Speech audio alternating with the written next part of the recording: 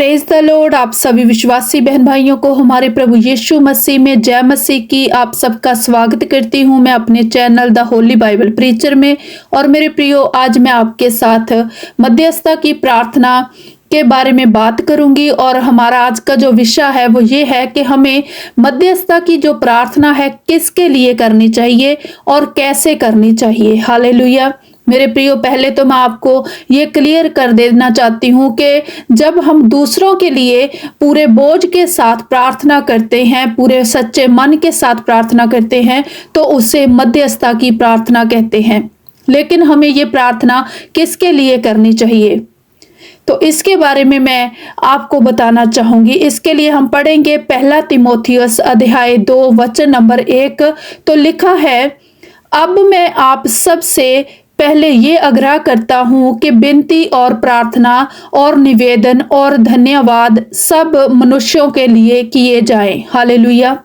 मेरे प्रिय भाई और बहनों, संत पौलुस जो हमारे प्रभु यीशु मसीह के प्रेरित हैं, उन्होंने जब तीमुथियुस की कलीसिया को पत्री लिखी तो उन्होंने कहा कि हमें क्या करना चाहिए, हमें सबके लिए निवेदन और बेनती प्रार्थनाएं करनी चाहिए, सभी मनुष्यों के लिए। तो ये बात तो क्लियर हो जाती है कि हमें मध्यस्थता की प्रार्थना सब मनुष्यों के लिए करनी चाहिए, जिसे आप जानते हैं या नहीं भी जानते, या जो लोग आपको पसंद नहीं करते, या जो लोग आपसे नफरत करते हैं, अपने सभी दूर और नेड़े के सभी लोग जिनको आप जानते हो या ना जानते हो, आपको सभी मनुष्यों के लिए मध्यस्थता की प्रार्थना करनी चाहिए। हालेलुया मेरे प्रियो। और अगर हम दूसरा पॉइंट देखें तो हमें अपने जो देश के बड़े अधिकारी हैं उनके लिए मध्यस्थता की प्रार्थना करनी चाहिए। इसके लिए हम पहला तीमुथियुस अध्याय 2 और वचन नंबर 2 पढ़ेंगे। तो लिखा है, राजाओं और सब ऊंचे पद वालों के निमित्त इसलिए कि हम विश्राम और चैन के साथ सारी भक्ति और गंभीरता से जीवन बिताएं। हालेलुया। हमें उच्च अधिकारियों के लिए प्रार्थना क्यों करनी है, हमें अपने देश के नेताओं के लिए प्रार्थना क्यों करनी है? क्योंकि वो हमारे देश को क्या करते हैं, संभालते हैं, उसे चलाते हैं।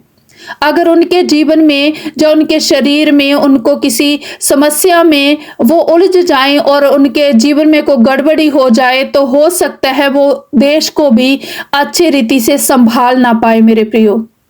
और जब देश में कोई गड़बड़ी होती है, कोई हलचल होती है, तो हमारा जीवन भी प्रभावित होता है। इसीलिए हमें अपने देश के उच्च अधिकारियों के लिए प्रार्थनाएं करनी चाहिए। हालेलुया। और तीसरा पॉइंट अगर हम देखें तो हमें बीमारों के लिए प्रार्थना करनी चाहिए, क्योंकि इसके लिए हम वचन पढ़ेंगे याकूब 5:15। लिखा है, और विश्वास की प्रार्थना के द्वारा रोगी बच जाएगा और प्रभु उसको उठाकर खड़ा करेगा। और यदि उसने पाप भी किए हों तो उसकी जो पापों की क्षमा है उसे हो जाएगी। हालेलुया। तो मेरे प्रियो, कई बार क्या होता है कि हम उन लोगों के लिए प्रार्थना करते हैं जिन्हें हम जानते हैं, लेकिन परमेश्वर का वचन कहता है हमें सबके लिए प्रार्थना करनी है।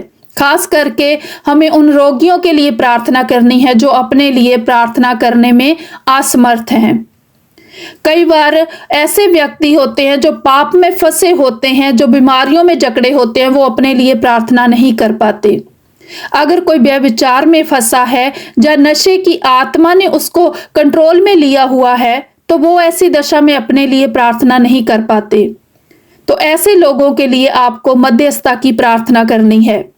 अगर आपके जीवन में कोई बीमारी है या परेशानी है, या फिर आपके घर में कोई समस्या है, जहां आप दुष्ट आत्माओं के कारण परेशान है, जिन बातों के कारण आपके जीवन में या परिवार में प्रभाव पड़ता है और आप दुखी होते हैं, परेशान होते हैं, आप उन बातों के लिए दूसरों के लिए मध्यस्थता की प्रार्थना करें।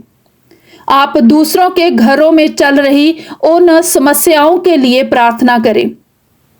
अगर आपके घर में कोई नशा करता है, आप उससे परेशान हैं, तो आप दूसरों के घरों के लिए प्रार्थना करें। जो दूसरों के घरों में लोग नशा करते हैं उनके लिए प्रार्थना करें। अगर आपके घर में औलाद नहीं है, आप बच्चे की आशीष चाहते हैं, तो पहले आप उन जोड़ों के लिए प्रार्थना करें, उन औरतों के लिए, उन भाइयों के लिए, उन बहनों के लिए प्रार्थना करें जिनके घर में बच्चे नहीं हैं। तो मेरे प्रियो, ऐसा करने से क्या होता है कि परमेश्वर का अनुग्रह आप पे होता है मेरे प्रियो, और आप की इस भावना को देखकर परमेश्वर आपके जीवन में भी अद्भुत कार्य करता है। विश्वास करें कि ये देखकर परमेश्वर आपके जीवन को और आपके परिवार को दुख में नहीं रहने देता, और आपके जीवन को सेम नहीं रहने देता, आपके जीवन में बीमारियों को नहीं रहने देता। इसीलिए मेरे प्रियो, आप सबको मध्यस्थता की प्रार्थना करनी चाहिए, और सभी मनुष्यों के लिए करनी चाहिए, बीमारों के लिए करनी चाहिए, अपने देश के अधिकारियों के लिए करनी चाहिए, जिनके जीवन में नशा है उनके लिए करें, जिनके घरों में समस्याएं हैं, उलझने हैं, उनके लिए प्रार्थना करें, जो बीमारियों में जकड़े हैं उनके लिए प्रार्थना करें। खास करके जो समस्या आपके घर में है, आप उस समस्या को जिसके साथ आप जूझ रहे हैं, आपको पता है कि वो आपको कितनी विचलित करती है और आपको कितना दुख देती है, आपके परिवार में कितना वो उलझने बढ़ा रही है, आपको उस समस्या को लेकर दूसरों के लिए प्रार्थना करनी चाहिए कि दूसरों के जीवन में, दूसरों के घरों में ये समस्या ना हो। हालेलुया। तो मेरा विश्वास है कि आप इस वचन को अच्छी तरीके से, परमेश्वर के संदेश को अच्छे तरीके से समझ गए होंगे कि हमें किन लोगों के लिए प्रार्थना करनी चाहिए। हालेलुया। ये वचन मैं आपके साथ शेयर करती हूँ, आपका धन्यवाद करती हूँ। परमेश्वर आपको ब्लेस करे और आपकी आत्मिक आंखों को खोले, ताकि आप परमेश्वर के वचनों को गहराई से समझ पाए। आप सबको जय मसीह की।